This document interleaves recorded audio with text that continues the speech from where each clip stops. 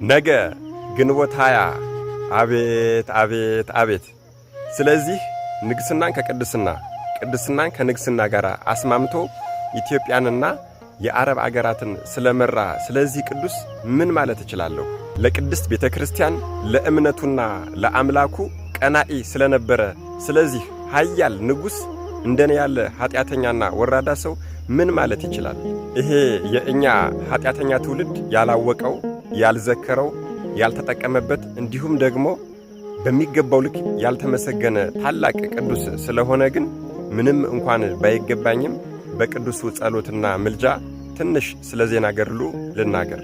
ታዲያ ይህንን ቪዲዮ ቁጭ ብላችሁ እያዳመጣችሁና እየሰማችሁ እጅግ በጣም ኮፒ ሊንክ እንድታደርጉልኝ ይፈልጋለሁ። ምክንያቱም ሁሉም ምእመን ማወቅ መቻል አለበት ይህንን ቅዱስ። በኢትዮጵያ ላይ የአመጹ የኡር ሀገር ሰዎችን ወደ አምላኩ ጸሎት ቢያደርግ የምድር ሆዷ ተከፍቶለት ውስጥ ለውስጥ 3 ቀን የሚያስገድን መንገድ በአንድ ቀን ውስጥ ለውስጥ ምድር ለምድር መንገድ ተሰርቶለት ሂዶ ቀጥታ እዛች አመፀኛ ከተማ ላይ ደርሶ እንዳለ እነዚህን ክፉ የኢትዮጵያ ጠላቶች ያጠፋ ታላቅ ንጉስ። ምን ይሄ ብቻ? አዎ ዋናው ገድሉና ድንቅ ሥራው በቁስጥንጥንያና በእስክንድሪያ ቤተክርስቲያናት አሁን ድረስ የሚዘከርለት የኢትዮጵያ ኦርቶዶክስ ተዋሕዶ ቤተክርስቲያን ብትዘክረውና ብታከብረውም ምእመናኑ ግን ያላወቁትና ያላመሰገኑት ያልዘከሩት የናግራን ሰማዕታትን ደም የተበቀለ ታላቅ ቅዱስና ንጉስ። ጥንተ ነገሩ እንዴት ነው ያልን እንደሆነ ከክርስቶስ ልደት ከ400 ዓመታት በኋላ ፊንሐስ የሚባል ጨካኝ የአረብ ንጉስ ይነሳና ወደ ናግራን በመሄድ እምነታችሁን ቀይሩ፣ በክርስቶስ ማመናችሁን ቀይሩና ወደኛ እምነት ተገልበጡ፣ ካለበለዚያ ሁላችሁንም እገላችኋለሁ ብሎ ጥሪ ያስተላልፋል። በዚህም ሰዓት ሀገሪቱን በቅድስና የሚመራት የ95 ዓመቱ ሽማግሌ ቅዱስ ሂሩት አይ ይሄ አይሆንም፣ ከሊቅ እስከ ደቂቅ ድረስ ጥምቀታችንን አናረክስም፣ እዚሁ ብትገለን ይሻላል የሚል መልስ ይመልስለታል። በዚህም ሰዓት የናግራን ሕዝብ በሙሉ ከሊቅ እስከ ደቂቃው ከትንሽ ጀምሮ እስከ ትልቅ ድረስ እንደ አንድ ቃል ተናጋሪ እንደ አንድ ልብ መካሪ የአባታችን የቅዱስ ሂሩትን ፈለግ እንከተላለን አሉ። በዚህም ሰዓት ይሄ ጨካኝ ፊንሐስ የተባለ የአረብ ንጉስ ቀጥታ ቅዱስ ሂሩትን አንገቱን አሰይፎ ይገድለውና እጅግ በጣም ኃያል ትልቅ ጉድጓድ አስቆፍሮ ግማሾቹን በእሳት እያቃጠለ ግማሾቹን ደግሞ አንገታቸውን በሰይፍ እያሰየፈ ጨረሳቸው። የሚገርመው የናግራን ሰማዕታት በጣም በዓለማችን ታሪክ ሰፍተው የሚታዩበትና የሚነገርላቸው ትልቁ ምክንያት ምን እንደሆነ ታውቃላችሁ? ከትንሽ እስከ ትልቅ ድረስ ወደ ኋላ ያለ የለም። ሁሎችም ሰማዕትነትን ተቀብለዋል።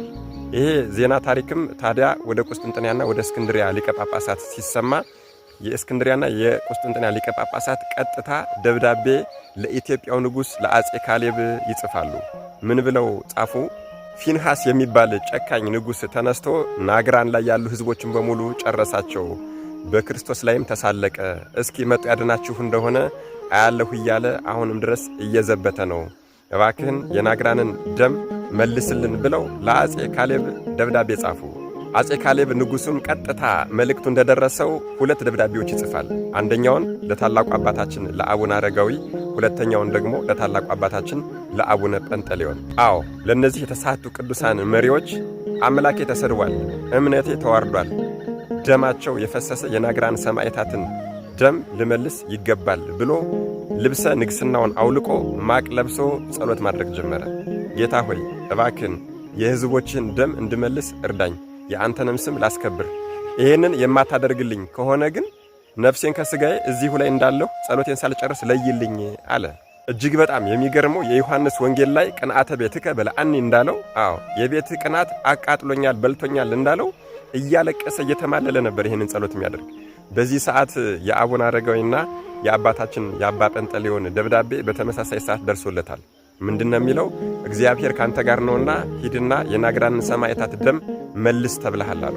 ታላቁ ንጉስ አጼ ካሌብም 70,000 ወታደሮችን አዘጋጅቶ በመርከብ ተሳፍሮ ወደ ናግራን ከተማ ሄደ።